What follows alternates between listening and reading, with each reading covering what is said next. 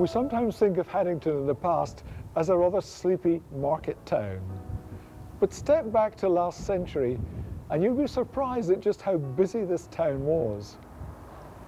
The din of metalworking at Rose Hall Foundry, the scaling of Kilspindy when the streets were full of factory workers hurrying home, the chink of bottles at the Nungate, the repetitive rhythm of the courier press on print nights which seemed to shake the building itself, and the smells, some of them not so pleasant, the skin works, some of them more so, more pleasant, the brewery, the maltings, and the aroma of fresh bread in the morning.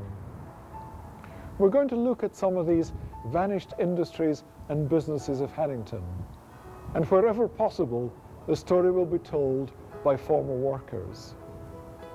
It's fitting that we start with seed merchants. Seeds, after all, are the beginning of all life. Haddington had two seed merchants, both with long pedigrees. Roughhead and Park, which dates from 1755, and Dodds, which was founded in 1782. Dodds are still with us, but a little way outside town now. Between them, these companies provided farmers with quality seed, which helped to make East Lothian one of the richest agricultural areas in Scotland. And their customers were south of the border too, and as far north as Aberdeen. What kind of seed? Grass seed. Townies like me might not think of grass as a crop, but of course it is. And the grass seed they provided was not just any grass seed, it was special mixtures, mixtures tailored to particular conditions and even to individual farms. When we look at the seed catalogues, we find these astonishing names of grasses: Giant Italian, Danish Cocksfoot, New Zealand Wild White, and others. Roughhead and Park, on this site, the John Gray Centre, had their own seed loft, and here some of these seed mixtures were put together. Their rivals, Dodds, were just across the road in Court Street. At one time, the Royal Bank of Scotland was the Dodds family home. I started working with Roughhead and Park in 1963. 1954. In 1960. Well, I left school in 1963 at the age of 15 years, and 2 weeks later began work at Roughhead and Park as a trainee seedsman. We started off as a partnership, of which partnership was William Dodds and Son, and we became Dodds of Haddington Limited, which obviously entailed directors and these kinds of things. The early years with Roughhead and Park were taken over, or were part of United Seeds, which then became Sinclair McGill, was finally taken over with ICI Seeds, and I worked right through that passage for about 27 years. The work entailed initially unloading the lorries. The seed would come mostly in 100-weight bags, sometimes 12 stone. It could even be 16 stone if it was clover or arsig, which was heavy, but mostly 100-weight bags. Taking them in, storing them here, latterly mixing them up in the spring for the farmer, and then loading them back onto a lorry when it was ready mixed. That was basically the job that was entailed. When I started, there was actually a thing called Seed Merchant's Apprentice, or Seedsman's Apprenticeships, which usually lasted for about 4 years, which entailed warehouse work, field work, and seed testing and that kind of thing. And that's how it started. The first job I got when I started here was a lorry drew in with white clover from down Kent. Each bag weighed 300 weight. They had to be carried in and put on down the stair, even go up steps with them. That was the first job they started at Roughhead and Park. When we first started, it was basically mixing of grass seeds, weighing out of root seeds to the farmers, which was a big thing in these days for fodder for animals. And basically that was what it was. Summertime, after most of the grass seed had passed, we used to work with the root seeds, go out onto farm in the autumn and select root seeds, and they were planted in our trial grounds within the area, and these were harvested, and that was our stock seed for the next 2 or 3 seasons. So that was one of the ongoing things which happened in the late summer. In the springtime, we got all the casual workers in to help us with the orders and so forth. There was always a lot of characters amongst them. But Peter's ship, who was down the stair, would have about 3 men and about 3 or 4 women also. Up in the middle of, which was Joe Davison, who I worked with, would be about 4 men plus about 3 women. This was all part of the cohesion going forward, the plan. As far as seeds are concerned, we started off in herbage seeds very much entirely, and then as grain became more and more important and farmers started buying their grain rather than saving their own seed, that became a very big important part of our business, and that became far and away the biggest part. And of course that's why we had to move out of Haddington, because the premises here just weren't big enough. In this building, the seed that we dealt with was mostly grass seed, ryegrass, clover, alsike, which was for grazing, silage.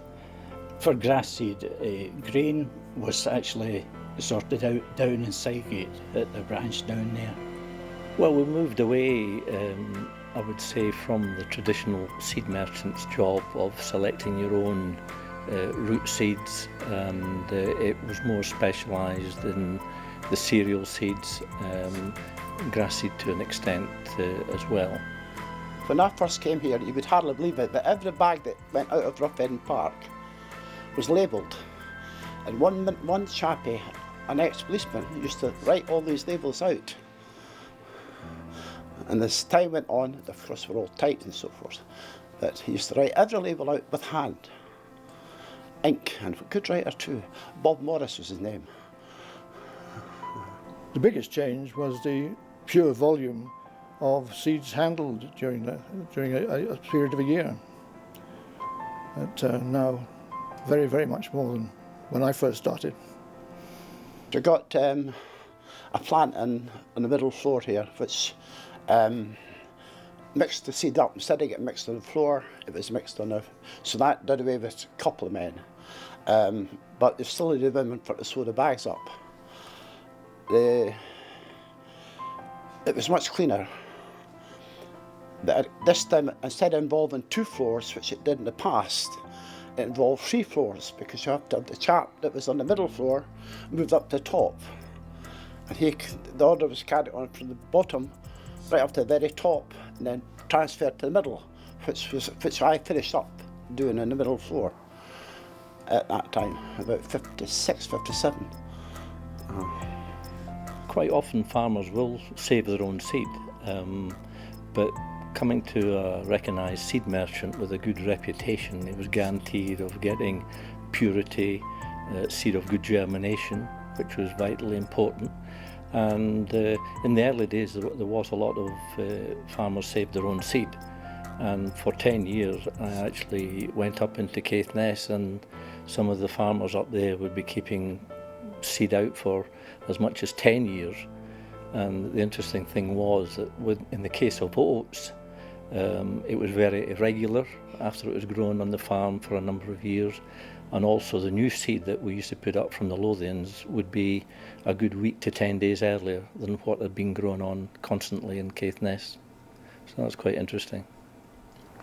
We're going to look now at 3 of the ancient trades of Haddington: milling, brewing and baking. We know that there were flour mills in Haddington from the early Middle Ages at least. The mills were burnt by the English in 1330, along with the town. The nuns of St Mary's Convent at Abbey Mill, just across the river, derived income from the mills. When we look at the council records, we find that Haddington had 2 flour mills.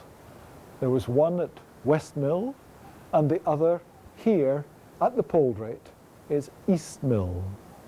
And the buildings around me probably date from about a rebuild of 1842, although there is medieval masonry in the structure. So they are something of a jigsaw. When the mills were sold by the town council in 1894, when the East Mill here was sold in 1894, it was described as a flour, barley and corn mill, but it also produced malt for the local brewers, and that was sold at a fixed price, fixed by the town council. In the 1940s, this was known as Templeton's Mill, and George Angus remembers in the 50s that there was still a wooden sign on the second floor advertising Shepherd Oats. The last owner was W. Morrison and Company. They produced poultry and animal feed. The mill went out of business in the 60s, and in the late 1960s it was bought by the Lamp of Lothian Trust.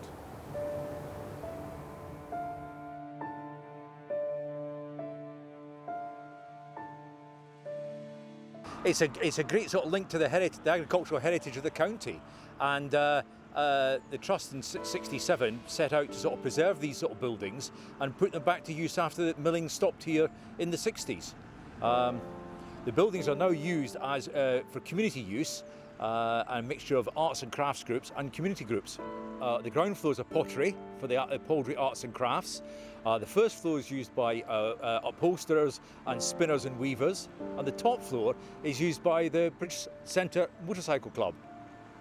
The granary on the various floors is used as mostly as art studios for painters, woodworkers and craftspeople, and that was very much part of the Duchess's vision, was to sort of develop this community spirit and the creative life of the locality.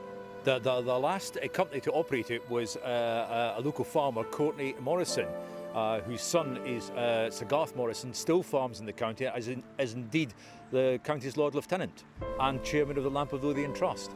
So there was milling happening here right up until the 1960s. 2 years ago, East Lothian Council gave us a grant towards restoring the mill wheel, so it's now actually operational again when there's sufficient water in the Lade. During the week, it can be rather busy. In the morning you can find a whole class of ladies sitting around down spinning and weaving, making some wonderful woolen goods. And of an evening you can pass by and see the lights on in the pottery and look in, and people are busy at the potter's wheels.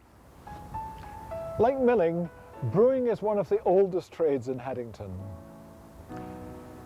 Beer and bread were staples of life in early times. In fact, small ale, that's low alcohol beer, probably about 2% at most, was a safer drink than water. I think people were a lot more cheerful in these days.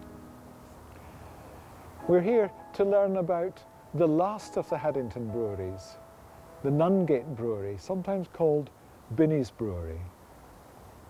Well, there were certainly 14 commercial breweries, 7 maltings and 3 distilleries that have existed over the last almost 300 years. And of course, on this very site was the last of the breweries, which was Mark Binney's new Nungate Brewery, there having been 2 breweries previously in the Nungate itself, and the rest of the breweries were all at various sites within Haddington. Mark Binney trained as a brewer and maltster at Thompson and Morrison's brewery in the Canongate area of Edinburgh, and Thompson and Morrison's partnership dissolved and Mark Binney left soon afterwards, and he continued his experience as a brewer at Bishop Middleton in County Durham, and he was down in England for approximately 10 years, and he obviously that experience put him in very good stead for coming back to his home county and setting up a completely new brewery in the Nungate. And it seemed to flourish quite quickly, And in the 1880s, he took great pride in building an aerated water factory as part of the site. And he was quite proud of that. And in most of his advertisements, he always slipped in that he had this aerated water plant, and he was quite proud of the various fizzy soft drinks that he made at the time. The brewery itself was on a relatively small scale, and probably the number of employees numbered around a dozen, including draymen and various women who would carry out bottle washing tasks. Officially, to start a brewery as such, you needed a license from the local authority, but it was fairly easy to get a license, you know, to operate a brewery or a maltings for that matter, and it wouldn't have been much of a problem. Predominantly it was bulk beer, but he used to advertise beer for sale in wood and bottle, and so many of his bottles have survived, which would suggest there was quite a production of bottled beer sold locally, but a lot of the bulk beer was sold in the northeast of England because Newcastle was famous for having pubs that ran out of beer. So the Edinburgh breweries, as well as the Haddington breweries, used to regularly supply the northeast of England market, and that was important to Mark Binney. Bottled beer certainly was supplied to licensed grocers and quite an assortment of public houses locally, and there were certainly bulk beer supplies supplied to local pubs, and he used to advertise porter and various ales. Pale ale was particularly popular at that time, and Mark Binney made a variety of pale ales, including India Pale Ale, Sparkling Pale Ale, and lightly hopped pale ales and mild ales. They were particularly popular locally, the low gravity beers. Mark Binney had established his brewery, and it was completed on the site in 1882, and the brewery continued until July 1936. At that time, it was sold to Burns Colston, who had the tannery next door. Near the brewery was Stark's the Joiners, and George Wark has a story for us about one of their employees. I was a joiner and cabinet maker undertaker with the local builder and the undertaker James Stark. Right, and were their premises near here? Just down the road, St Martin's Gate. I've heard they had a rather famous apprentice at one time. Yeah, we did have, I can vaguely recall him, rather just come out of the Navy, I believe, and he was to take up acting, but he worked with us for some time in the name of Sean Connery. Sean Connery, of course. And what did he do? He helped with the staining and polish of the coffins with two other ladies. We made them and passed them across to his department. And you told me about an initiation ceremony they had for the apprentices. Well, normally when you're initiated with a new company, there is an initiation ceremony. They grab you quite roughly, put you in a coffin, screw the lid down, and you're left there for 15, 20 minutes, and you were told to be quiet in case the boss heard. A bit dark in there, was it? Rather. And very uncomfortable. Bakers, Baxters and Scots, are one of the 9 trades of Haddington. Each of the 9 trades had its own pews in St Mary's Kirk. I'm standing outside what was once the bakery and tea room of Charles Laidlaw. He started the business in 1928 when he bought the business of Daniel Stott. He soon acquired the property next door. This was a very ancient property, the King's Arm Inn. It was once a coaching inn, and from here coaches left for Edinburgh. It's strange to think of stagecoaches rattling their way up the Hardgate. He cleared the site and built a new bakery, tea room, a 3-bedroom house and kitchen that we can see today. It was built by Bailey, a well-known Haddington builder. The business did well. He bought a van in 1929 to service the surrounding villages, and that van, the coachwork, was made by Kennedy's of Haddington, another of the lost industries of Haddington. He bought another in the 1930s and a third after the war in 1948.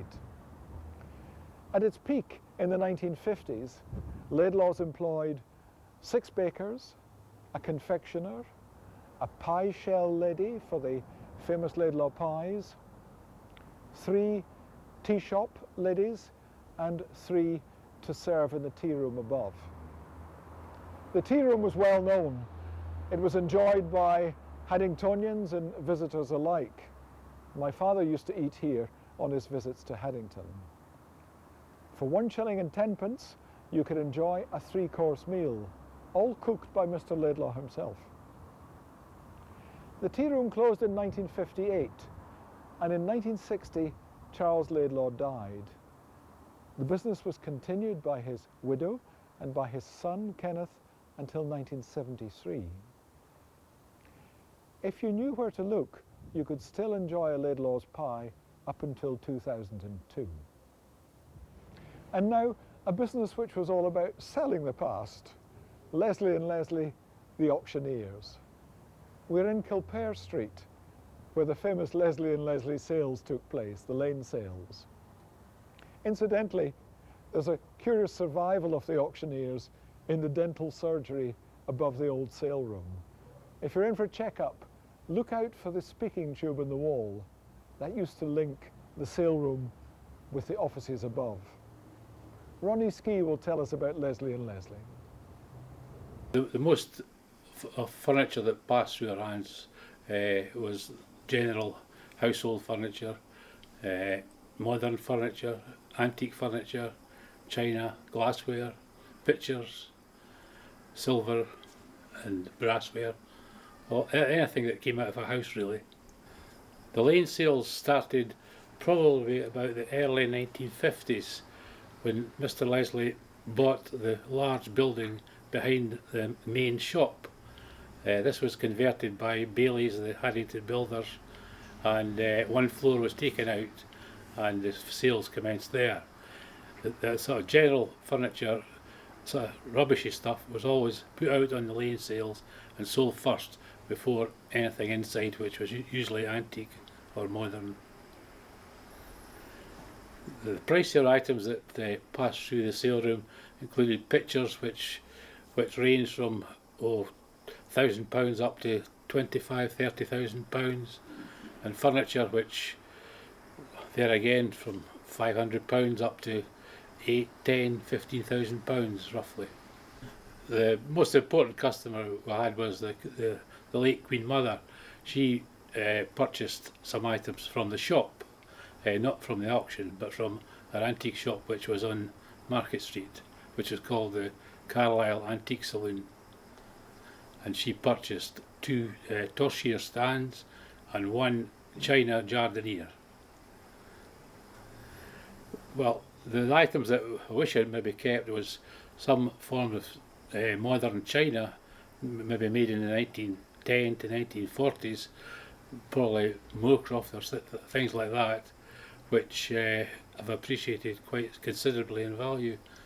I know I sold a Moorcroft vase in about 1980 for £1,800. Nowadays it's probably worth about 15,000.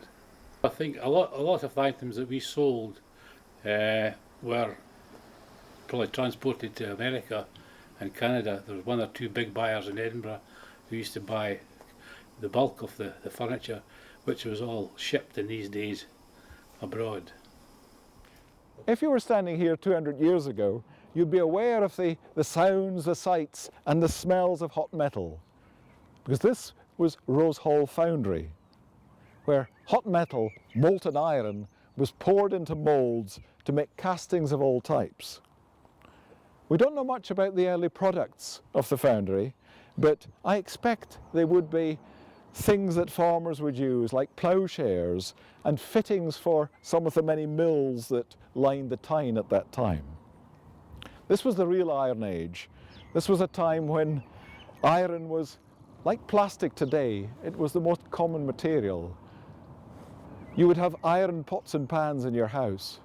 If you wished, you could be buried in an iron coffin and have an iron tombstone. There are examples in the county. We don't know much about the early foundry owners until 1830, when we read about two brothers, the Halliday brothers, who came from England and ran the foundry for some time. They were described as ingenious mechanics, and one of them, Andrew Halliday, entirely self-taught, built a steam engine, a successful steam engine. Thomas Halliday from 1850 owned the business, and he really built it up to probably its maximum size. He was employing 13 men and one boy. These included millwrights, blacksmiths, foundry workers, but also the new profession of engineer. And engineering is part of the business that became more and more important as we look into the history of Rose Hall Foundry. Thomas was quite an entrepreneur. He produced for the Haddington Agricultural Show. He exhibited threshing machines, reaping machines, stationary steam engines. These were engines that you could run all sorts of farm machinery from, as well as smaller items like turnip pulpers and straw cutters. His customers weren't just in East Lothian. He built for the Earl of Durham what was described as the largest and most powerful steam engine ever built in the county.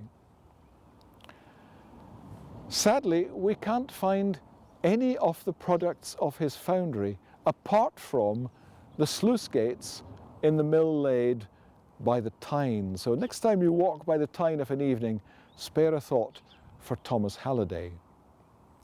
He went bankrupt in 1886. This was the result of depression in agriculture, and it's ironic that that depression in part was caused by imports of cheap wheat from the Americas and from Canada, and that was made possible by the iron rails that brought the wheat to the port and the iron ships that brought the wheat to Britain. Going into the 20th century, the new owners, Stevenson and Binney, in 1911 advertised that they had a motor mechanic who could do all sorts of repairs to motor cars and motorcycles. He could adjust magnetos and carburetors. He could even vulcanize tires. David Stevenson, whose house survives as part of Rose Hall stores, was the manager of the and chief engineer of Rose Hall Foundry up until the 1950s. And he continued to produce agricultural machinery, but at the same time, the foundry made wrought iron goods. So some of the railings, the gates around Haddington will be products of this foundry. He also made metal bridges. At some time before the 70s, the flames went out in the foundry, and production, continuous production, which had lasted for 150 years, came to an end. In 1984, the foundry was demolished and the buildings on the site, the houses here, were constructed. A new business came to Haddington in 1913, the Kilspendy Hosiery Company. They bought the old premises of the Carlisle Hotel. At first they were a wholesaler, trading in hosiery, outerwear and underwear. You could buy from Kilspendy a box of comforts to send to the troops in the trenches, including socks.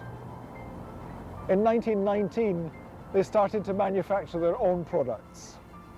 They made boys' school socks, gents' golfing socks and kilt socks with argyle checks. ladies' full hosiery. During the war, they produced stockings for wear with sea boots for the Navy. After the war, they used the same machines to produce their famous fisher knit sweaters. In the 50s and 60s, they expanded behind the old hotel into what is now Tesco's. At their peak, they employed 350 people, many of whom were women. They were the largest employer in town. They provided skilled work for knitters, for salespeople, for engineers, for clerical staff. But working at Kilspendy wasn't simply about the work. It was a community in itself.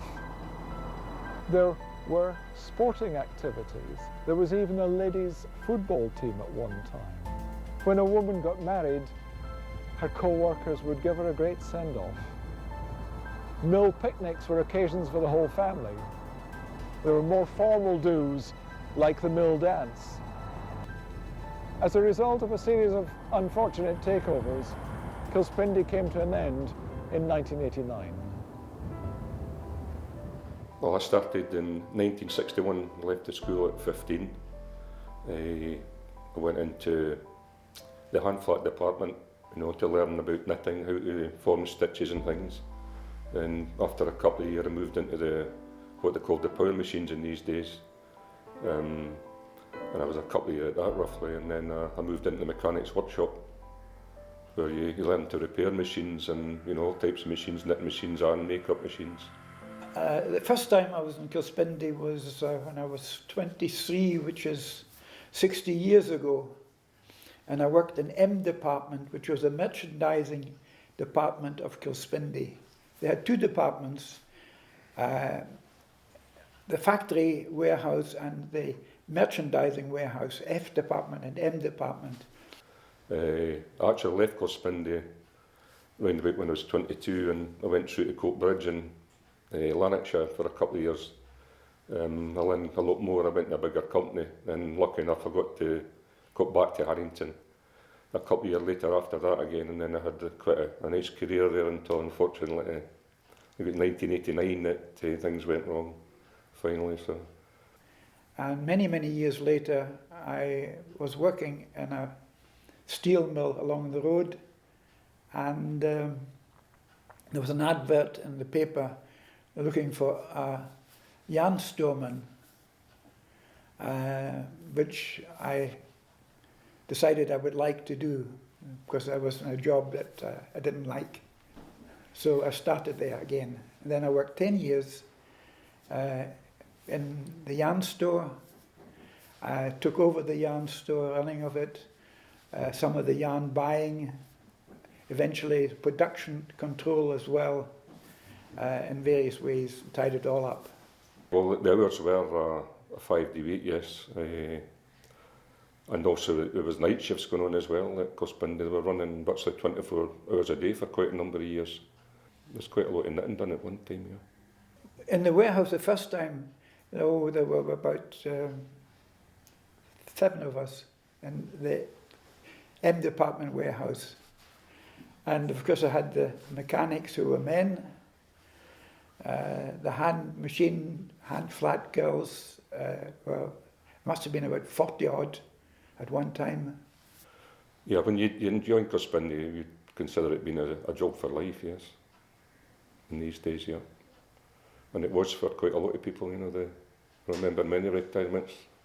Stephen will remember them well as well. There was a few guys had been there the 50 years, which is, nowadays that's virtually, it's unknown. Kilspendy was an important employer in Haddington, one of the main employers. In fact, I would think probably the main employer in Haddington. There's also quite a good social side to Kilspendy, maybe at times that kind of fell through, annual dances and things. It was quite nice, and we used to have golf tournaments against Rankos, and Leemarket became quite a bit of rivalry there. It was good fun. Ian Baird had a lot to do with that. And when I was in the M department, the one of the sales directors from London used to come, and he was in overall charge of that department. And he used to come up once a year and at least take the men out for a show to the theatre somewhere in Empire and to drink. That was good, once a year. I think he gave the girls a box of chocolates. I'm not sure. That's long ago. The wages were, I think, were probably the same as the Borders. I mean, the Borders then was, Hoyke especially, there was a tremendous amount of companies in that were in there at the time, and I would say Haddington was probably the same, yeah. Salaries, yeah. In the M department, they bought in various garments. Wind cheaters were bought in and never produced on the factory. Things like twin socks that were a special way that had two ways of, well, as I say, twins made was different wool or something. And they were wonderful, famous also, but they were all bought in. They made a lot of stockings on their own, but it was stockings, not half-hose, usually. It was boys' school or girls' school. In fact, they made pullovers and cardigans for Gordonstown, a famous school in the Highlands. They had the making of them. Beautiful stuff. Cospindi, the product itself, yes, it was. Went all over the world, yeah. So it was a popular product. It was a garment you could honestly put on, and I'm quite sure you'd have 10 years later. It was a good product. Whereas nowadays you buy a jersey and it's lasting times very little. But and I think I'm right in saying that Francis Chichester, who sailed around the world, I think that's his name if it's right, he actually had a Cospindi jersey. Yeah, one of the heavyweight ones of the hand machines. And also, I think it was Rex Harrison and My Fair Lady, I think, you'll see him wearing a Renfrew jersey. I became more and more aware over the years, especially towards the end, that there were financial problems in the factory, in the business. And gradually we, and sadly I was involved in part of it, had to sack people in this factory to reduce the costs, and that was a hell of a time.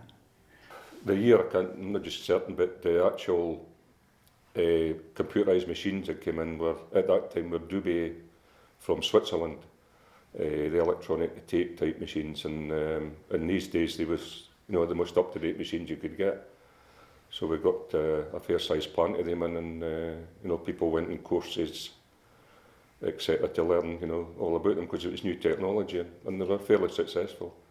Because in the old days at Cospindi it was more what they called cut and sew. The machinery would knit panels and then they'd be transferred to makeup department to cut into shape. But the new machinery that came in was computerised, therefore you could shape the garments to size. So there's no waste. So there was progress in that respect. Eventually, of course, they ran out of money, and they were making losses, quite nasty losses, and they couldn't afford it. One of the reasons that they made losses was inflation was going up like, I don't know how you would describe it, was going up and up and up. And the profits, of course, then came down and down and down because you couldn't keep selling it. And that was one of the main problems, yes. I think what happened there as well, technically the people that took us over took us in a different market for knitwear. And that wasn't really what we were good at. I mean, some of the styles going in the machines then were more Midland stuff and, man-made fibres rather than wool, which Cospindi was never really into that. They bought in a computer to do various organising of the machinery, production, yarn buying and so on.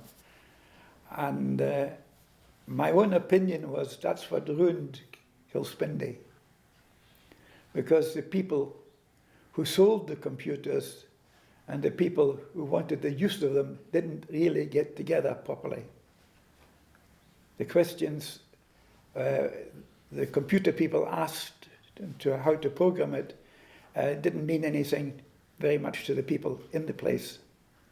And what they wanted in the place didn't really communicate itself to the programmers. Well, I really enjoyed my time there. It's ups and downs, a lot of good people, and a lot of good fun. There's a lot of hilarity, and it was fun in these days. No, that's the truth of the matter, really. Nowadays it's different, it's more of a rat race. But it was more of a family company, I think, and there's quite a lot of rivalry and things, and it's good fun.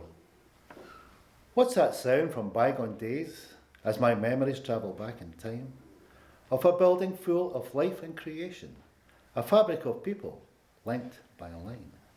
Machines that would chatter all day, spinning yarns of what had to be.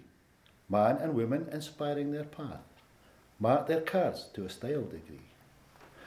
Wool fluff that spread to all corners, an aroma of grease and yarn oil, the watchful eye of the skillful knitter, listening to hear, a sound to spoil. Working people from county-wide, human banter, some fun, some profound, a sense of human companionship, filtered in an air, confused in sound. But alas, these were the days of commerce, where quality maintained its name. Known at all the world's compass points, Kilspindie, Haddington, in history, remains. Peter M. McCulloch. Thank you very much. It's appropriate that we end our programme at the former premises of the Courier. The Courier has served as a record of our community for more than 150 years. It was founded in 1859 and in these days was called the Haddingtonshire Courier. The front page was entirely advertisements, and of course there were no photographs at that time. The Courier was printed here, but also many other publications. The minutes of the East Lothian Council and of the Presbytery. You could have wedding invitations printed here. Even cinema posters. Preston Pan's Cinema each week had its poster printed by the Courier. You may have been one of the school children on a trip to the Courier who was lucky enough to have his or her name spelt out in hot metal by a linotype operator. You may have bought one of the hundreds of school photographs that they published. 3 former workers of the Courier will tell us more about it. John Wood, Stuart Galloway and George Cunningham. The Courier was founded in October 1859 by one of the Crowell brothers. Even when I started work, Miss Crowell, the granddaughter of one of the founders, was still alive. But Mrs. Crowell, her mother, was active in the firm when I started. Well, I started actually just towards the end of 1951, and I got a job as a message boy, but I officially started in April 1952. I left the Courier in the year 2000, so it was just about 50 years. Well, I actually started working at the Courier when I was 12-year-old, running messages from the school. But I'd done that for 2 years, and I started in the Courier actually in 1952. You then, at that particular time, you served 7 years apprenticeship. And I was on the machine side, what they call a letterpress machineman. I started working in the Courier in July 1961 and I finished in December 2004. I was a printer, a letterpress machineman. We printed all kinds of commercial work and plus the newspaper as well. The compositors would set various jobs for us to do, and we would receive them and put them on the machine, and they were in a large, what they called chases, which was a large metal frame, and all the handset posters and such like were enclosed in these, and we put them onto what they call a flatbed machine, in which they rotated back and forward. They had a large cylinder, and we hand-fed the sheets of paper through these machines. Well, I started off as a message boy, which you did for about a year or so, and I became an apprentice compositor. And after that we became linotype operators. Linotype operator actually set the print in type. It was produced a line of type in hot metal, and these lines were put together to make up the pages of the Courier. It was a Wednesday we started on the Courier, and we printed one side of the Courier, 4 pages, and it was all hand fed, and I think at that time we hand fed about 8,000 sheets, and the chases came down for the next 4 pages of the Courier, and they were hoisted down on a chain through a hole in the floor, and they were lifted onto the machine. They weighed about, somewhere maybe just over half a hundredweight, something like that. And you had to be careful because there was enough, some of it was hand set, but the majority it was linotype set. And these were laid on the bed of the machine, and we printed the other side. Now, if we were fortunate, you'd maybe get started about 6 o'clock on the Thursday night, and you would be printing them through and possibly work through to maybe 1:30 in the morning. Sometimes it's later. It depends, because the machines were belt driven, and if these belts stayed on or didn't break, which often happened, then you would get a good run through, what we would call a clean run through. Once the couriers come off the machine, they were then passed over to a large folder, whereby there was somebody sitting at a folder and folded all the papers, and they were taken off by old Johnny Wood, as we used to call him, and he would tie them up, and all the various newsagents would get their papers delivered the next morning. Well, when I started in the Courier, the paper was printed in flat sheets, 32 inches by 42 inches. It was hand fed into the presses, but then when we got the Gus rotary press, it made a big difference, and the paper was printed quicker. It gave us more time for printing commercial work as well. It was a huge part of the profit, and the more time there was to do commercial work, the more profits would be made, because the jobs, as time went on, got bigger and bigger. We went into doing some magazines, printing books, and lots of big things like that. And then latterly it went into colour printing, so it was very important. Now, there was a Gus rotary press, they called it. Now, that machine had to be dismantled at Dunfermline, which took 3 months to dismantle. Then it was transported through here, and it was then another 3 months to rebuild it. Oh, the machine was huge, and it certainly made a difference to the printing of the Courier.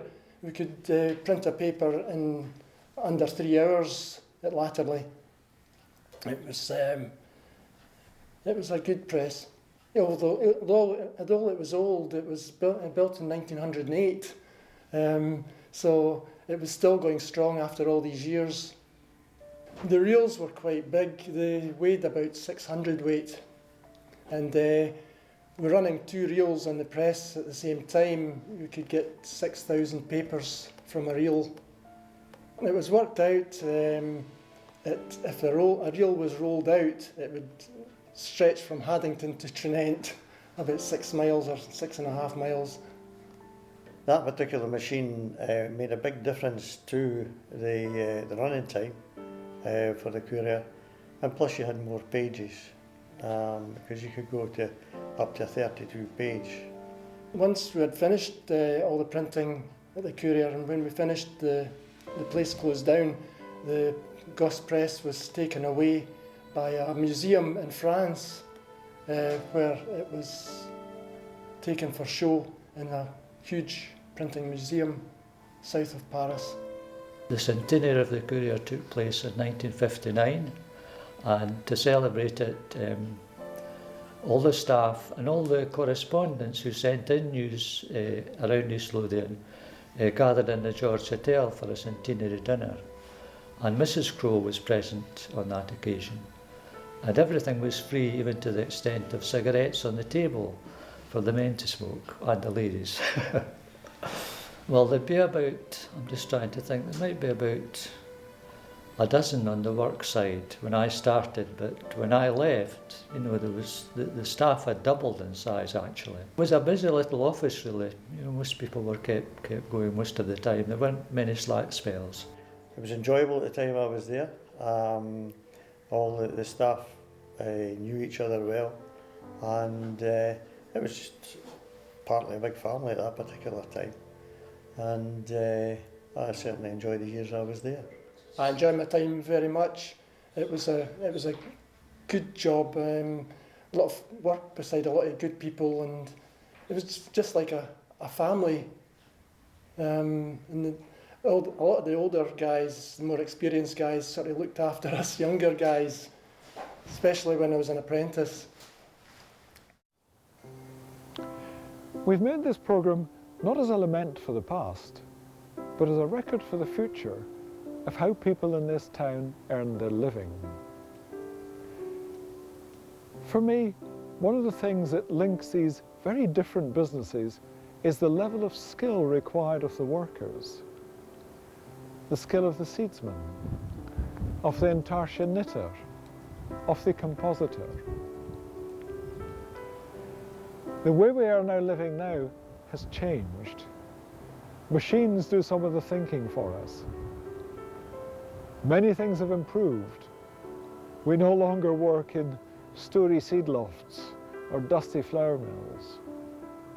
New industries have taken the place of the old, but this community is still thriving. Haddington is very much in business still.